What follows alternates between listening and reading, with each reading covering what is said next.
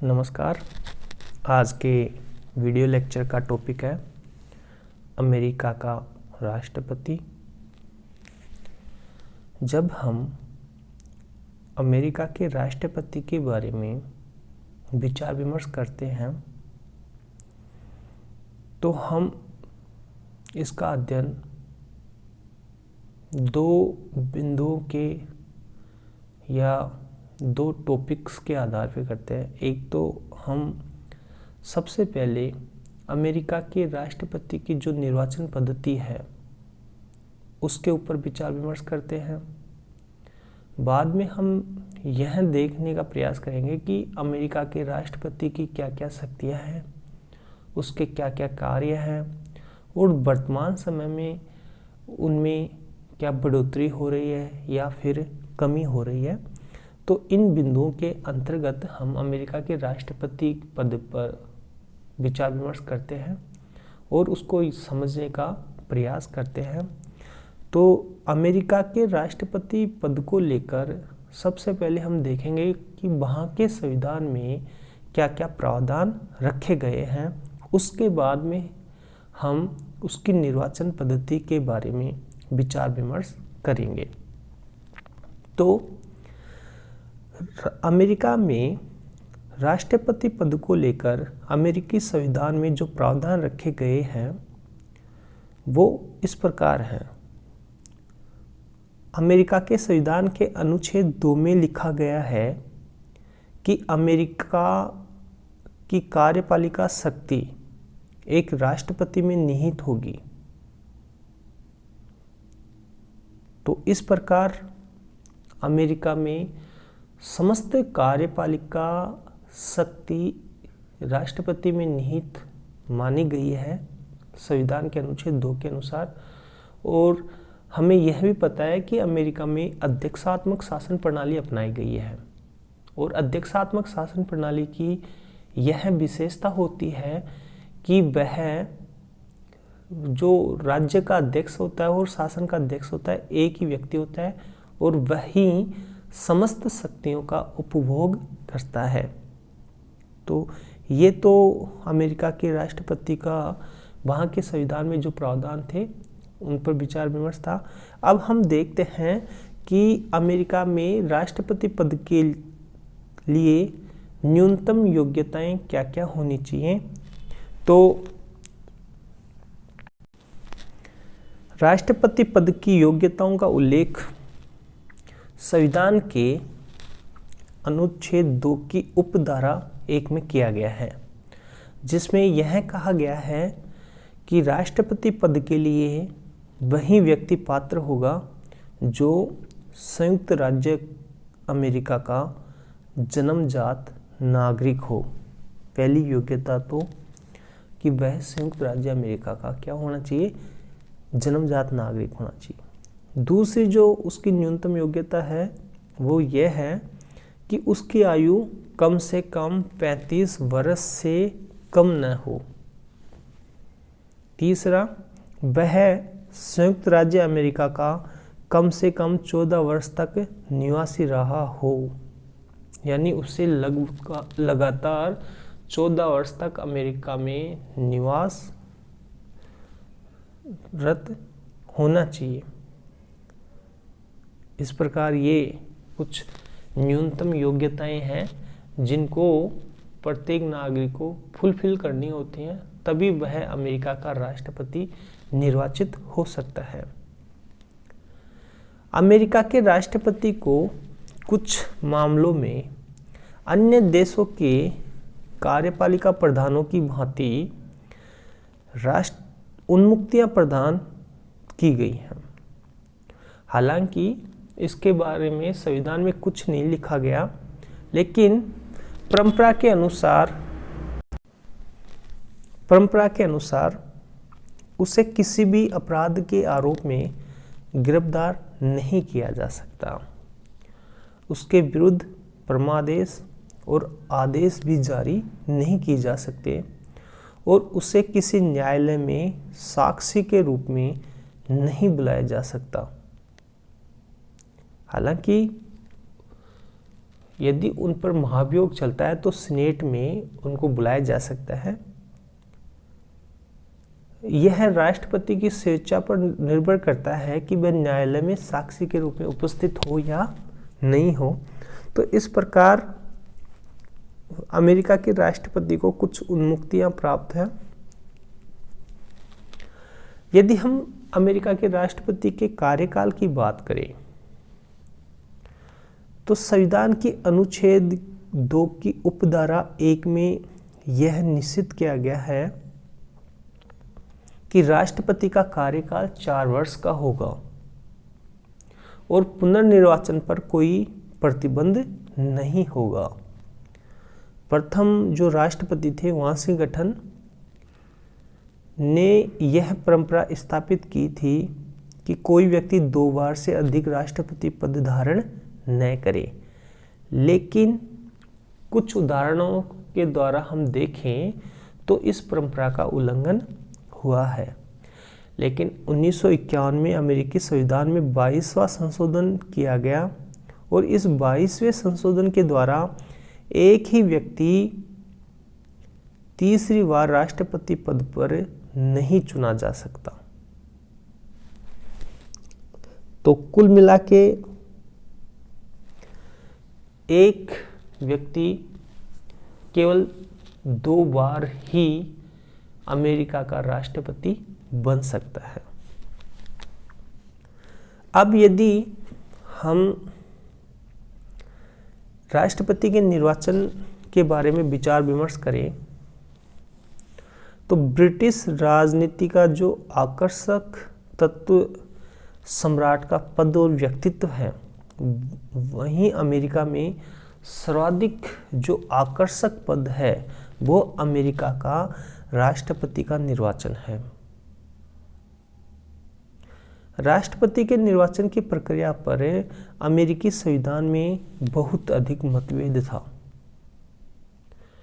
इस निर्वाचन को लेकर वहाँ की संविधान सभा में 2 सुझाव दिए गए थे। पहला सुझाव तो ये था कि राष्ट्रपति जनता के द्वारा प्रत्यक्ष रूप से निर्वाचित हो, लेकिन संविधान सभा के कुछ सदस्यों को इस बिंदु पर ऐतराज था। उन्होंने इस बिंदु को अस्वीकार कर दिया, क्योंकि यदि राष्ट्रपति पद जनता के द्वारा प्रत्यक्ष रूप से चुना जाता तो वह दलबंदी का शिकार हो सकता था। इस आशंका को लेकर इस बात को नकार दिया कि राष्ट्रपति पद को जनता के द्वारा निर्वाचित किया जाए। दूसरा जो सुझाव था वो ये था कि राष्ट्रीय व्यवस्थापिका यानी कांग्रेस के द्वारा राष्ट्रपति का निर्वाचन किया जाए। लेकिन इस बिंदु को भी संविधान सभा के कुछ सदस्यों ने नकार दिया। वहाँ के संविधान सभा के कुछ सदस्य शक्ति पृथक्करण के सिद्धांत से प्रभावित थे। इस प्रकार अंत में यह निश्चित किया गया कि राष्ट्रपति का निर्वाचन जनता के द्वारा अप्रत्यक्ष रूप से होगा और इस अप्रत्यक्ष निर्वाचन के अंतर्गत जनता द्वारा एक निर्वाचक मंडल का चुनाव किया जाएगा और निर्वाचक मंडल के द्वारा राष्ट्रपति का। वर्तमान समय में इस व्यवस्था में कुछ संशोधन किए गए हैं।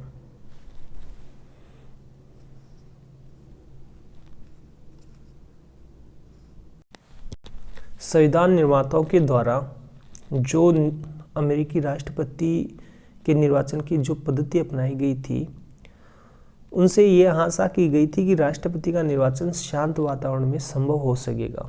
लेकिन 1800 में ही अमेरिका में राजनीतिक दलों का उदय हो गया और इन दलों ने निर्वाचक मंडल के लिए अपने अपने उम्मीदवार खड़े करना शुरू कर दिया। इस प्रकार राजनीतिक दलों के समर्थन से निर्वाचक मंडल के जो सदस्य चुने जाते हैं वे ही अब राष्ट्रपति पद हेतु अपने राजनीतिक दल के उम्मीदवार का समर्थन करने के लिए वचनबद्ध होते हैं। इस प्रकार वर्तमान समय में जो राष्ट्रपति का निर्वाचन अप्रत्यक्ष रूप से किया जाता था, उसी ने अमेरिकी राष्ट्रपति का निर्वाचन प्रत्यक्ष निर्वाचन पद्धति में परिवर्तित कर दिया। वर्तमान समय में जो राष्ट्रपति के निर्वाचन में जो पद्धति अपनाई जाती है, उसके 5 चरण होते हैं। पहला जो चरण होता है उसमें उम्मीदवारों का मनोनयन होता है।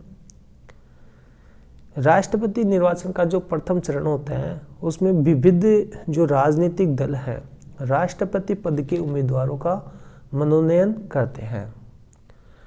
उम्मीदवारों के मनोनयन की यह पद्धति इस परंपरा पर आधारित है कि प्रत्येक दल की राष्ट्रीय समिति अपने अपने दल के सम्मेलन के लिए समय और स्थान का निर्णय करती है और प्रारंभिक व्यवस्था करती है, और प्रत्येक दल के राष्ट्रीय सम्मेलन में इन प्रतिनिधियों को चुना जाता है। जब प्रत्येक राजनीतिक दल राष्ट्रपति के लिए अपने उम्मीदवारों का मनोनयन कर लेता है, उसके बाद में चुनाव अभियान शुरू होता है। यह समिति चुनाव अभियान से पूर्व, यानी प्रत्येक राजनीतिक दल अपने राष्ट्रपति उम्मीदवारों का मनोनयन करने के बाद में एक राष्ट्रीय समिति चुनी जाती है, और ये जो समिति है अपने लिए एक प्रधान और कोषाध्यक्ष चुनती है। यह समिति अपने दल के उम्मीदवार के परामर्श से राज्यों में अपने दल के उम्मीदवार के पक्ष में तीव्र अभियान चलाती है। यद्यपि चुनाव कानून के अनुसार राष्ट्रपति चुनाव अभियान पर अधिकतम $30,000 खर्च हो सकता है, परंतु चुनाव अभियान में प्रमुख जो साधन हैं उनमें टेलीविज़न, रेडियो, ट्रेन, समाचार पत्र आदि के माध्यम से प्रचार प्रसार किया जाता है। इसी प्रकार जो तीसरा चरण होता है वो होता है निर्वाचक मंडल का चुनाव। इस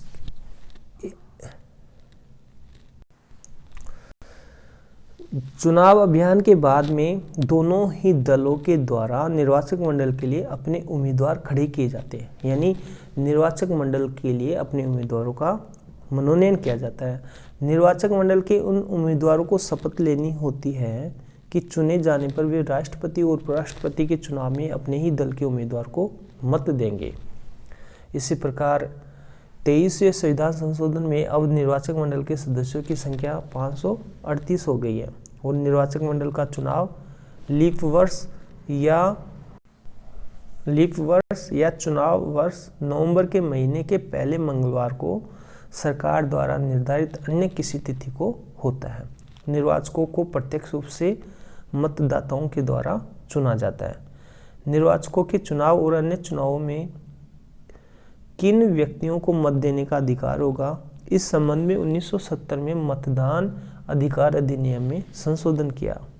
इस प्रकार राज्यों में जो निर्वाचक मंडल के सदस्यों का चुनाव होता है वो सूची प्रणाली के आधार पर होता है, अर्थात मत किसी उम्मीदवार के लिए नहीं होता, वरन दल की सूची के पक्ष में डाले जाते हैं।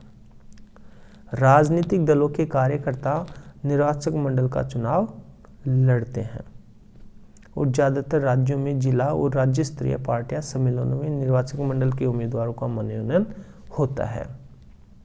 इस प्रकार निर्वाचक मंडल के सदस्यों का चुनाव व्यक्तिगत न होकर सामूहिक होता है। जिस दल को किसी राज्य में मतदाताओं का बहुमत प्राप्त हो जाता है, उसी दल के सब उम्मीदवार राष्ट्रपति के निर्वाचक मंडल के सदस्य चुने जाते हैं। इस प्रकार राज्यों में जो निर्वाचक मंडल के सदस्यों का चुनाव है वो सूची प्रणाली के आधार पर होता है। इसके बाद में निर्वाचक मंडल के द्वारा राष्ट्रपति का चुनाव होता है। वैसे निर्वाचक मंडल द्वारा राष्ट्रपति का चुनाव एकमात्र औपचारिकता है, क्योंकि निर्वाचक मंडल के सदस्य अपने ही राजनीतिक दल की सदस्यों को चुनते हैं। इस प्रकार निर्वाचक मंडल के सदस्य लोकप्रिय मतों का आदर करते हुए राष्ट्रपति उपराष्ट्रपति के चुनाव में अपने दल के उम्मीदवार के पक्ष में मतदान करते हैं। जब किसी उम्मीदवार को स्पष्ट बहुमत नहीं मिलता, यदि राष्ट्रपति पद के 2 उम्मीदवारों को बराबर मत प्राप्त हो जाए, किसी को भी मतदाताओं का पूर्ण या निरपेक्ष बहुमत प्राप्त न हो, तो प्रतिनिधि सभा सबसे अधिक मत प्राप्त करने वाले प्रथम 3 उम्मीदवारों में से किसी एक को राष्ट्रपति निर्वाचित कर सकती है। प्रतिनिधि सभा जब इस प्रकार राष्ट्रपति को निर्वाचित करती है, तब प्रतिनिधि सभा में प्रत्येक राज्य का केवल 1 मत होता है और प्रत्येक राज्य के बहुमत से निर्णय करते हैं और उनके राज्य का मत किस उम्मीदवार के पक्ष में गिना जाए। यदि किसी राज्य के प्रतिनिधि समान रूप से इस विषय पर परस्पर बढ़ जाए तो उनका मत गिना नहीं जाता। और अब वर्तमान में जो राष्ट्रपति पद ग्रहण होता है वो होता है 20 जनवरी को। इस प्रकार ये संक्षेप में मैंने अमेरिकी राष्ट्रपति निर्वाचन की पद्धति के बारे में विचार विमर्श किया। अब हम देखेंगे अमेरिका के राष्ट्रपति की शक्तियाँ।